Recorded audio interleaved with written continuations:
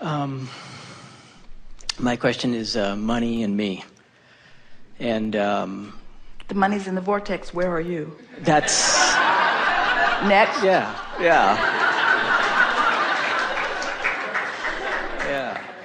Well, that's the question. I feel.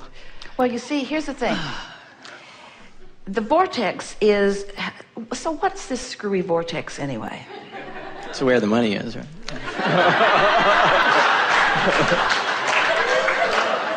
The vortex is a vibrational arena, Right. that from physical manifestational terms is a pre-manifestational space. Right. A pre-manifestational environment. Right. It's a pre-manifestational state of being. And we think that the only thing that, or the primary thing that hinders our physical friends who are contemplating this vortex is that they are accustomed to seeing it and then believing it. So if they don't see it, they don't believe it, because they haven't learned about vibrational essences of things. They don't yet understand that before something manifests, that there is a vibrational essence of it. So that's what we attempt to assist you in understanding, is that if you can feel the essence of your money even before you have the tangible money, and if you practice the feeling of the essence of the money, then the vibration of you is the vibration of having plenty of money, and then you become a cooperative component to the money. So recently we've been saying it in a way that is satisfying to those who are listening in, and that is that when you get into the vortex and you hang around in there pretty consistently, that then in that, let's start with this subject. This is the subject of cooperative components, which is right where we started with you. We said the money's in the vortex, where are you? So the money, we see it as a cooperative component already, but we don't see you in there with it, and we don't see you seeing it yet, because you're not in there seeing it yet. You're out there seeing the absence of it. It's in there vibrationally, but it hasn't manifested in a way that is really believable to you. Right. And so most people say, show it to me and then I'll believe it. And we say, believe it and then it will be shown to you. And you say, well, that really stinks. In other words, show it to me and then I'll believe it. And we say, believe it and then it will be shown. So that's the concept that we're asking you to accept, while we recognize that it's unpleasant. So then we're talking about this vortex that, since it hasn't manifested yet because it's a vibrational space, it's not something that you can translate with your physical senses. And you, and almost everybody else you know, have become accustomed to letting your belief hinge on what you can translate with your physical senses. So if you can see it and hear it and smell it and taste it and touch it, then it's a reality you can believe. But if you can't see it and hear it and smell it and taste it and touch it, then it's not yet a reality that you believe. Although you do have some departure from that. You don't hear what your dog hears, but you don't doubt that he's hearing it. You found a way to build that bridge. Well, he just hears in a different range. Smells in a different range too. That's to your advantage, really. So now we're stretching it a little bit, aren't we? In other words, there are things that you believe that are not your personal experience, but you don't doubt. So then can you conceptually accept that there is money that you can't see, that if you could get into the vortex, and we don't recommend you do it on the subject of money because that'll throw you out, but get in there any way you can till your average vibration raises.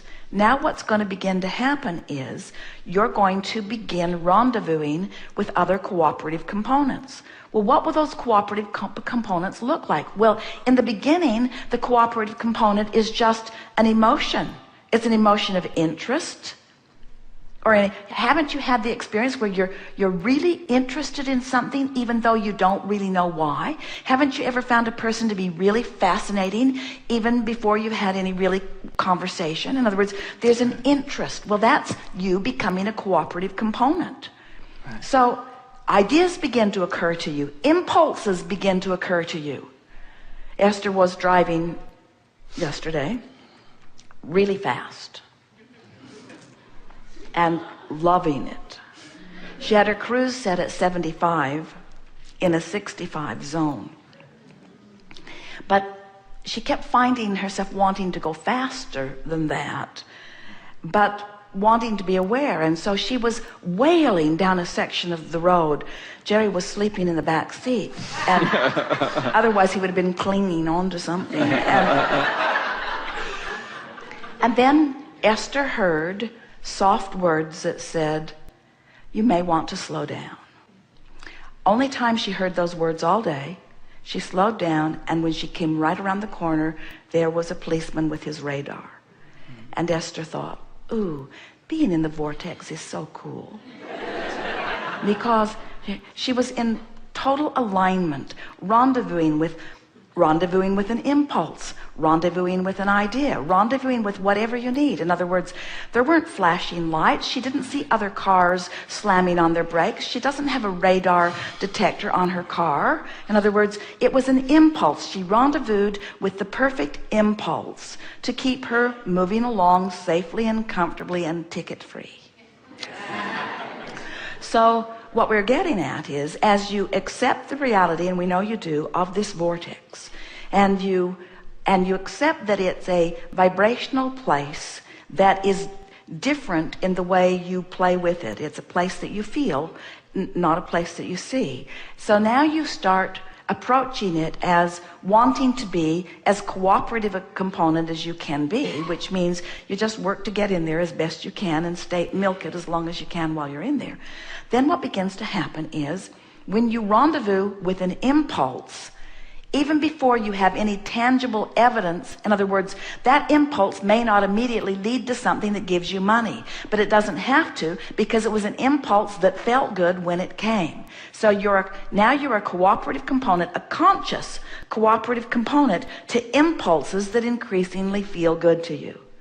And so then, it's our promise to you, the vortex will begin to take shape and form. The vortex will become, just like the movie Transformers, it will become a tangible thing that you then can experience. At first, it's just this vibrational space that you feel. Then it becomes a vibrational space where you not only feel, but you get impulses. You get impulses to go and impulses to stop and then it becomes a vibrational space where those impulses pay off, where it leads to something that's tangible in the sense that you're having a conversation. In other words, this vortex will present itself to you in the form of abundance that you can take to the bank and spend if you will allow yourself to reside in it in all of its pre-manifestational forms for a longer period of time. And that's what happens to most people. Most people don't have patience about it. The vortex spits them out, and they don't have the patience to get back in because they want it to be instant manifestation, like the stuff that they see out there in the manifested world. The vortex will give you everything that you want. You just have to be willing to let it be an emotional experience first. And that's what people in religion and otherwise have been calling faith for a long time. Maintaining the vibration that feels good. Doesn't faith feel good? Doesn't faith feel like expectation? And isn't faith sweet and delicious while doubt is icky and harsh? So it's a matter of letting the vortex feel good to you for a long enough period of time that it can prove to you the cooperative components that have already been gathered.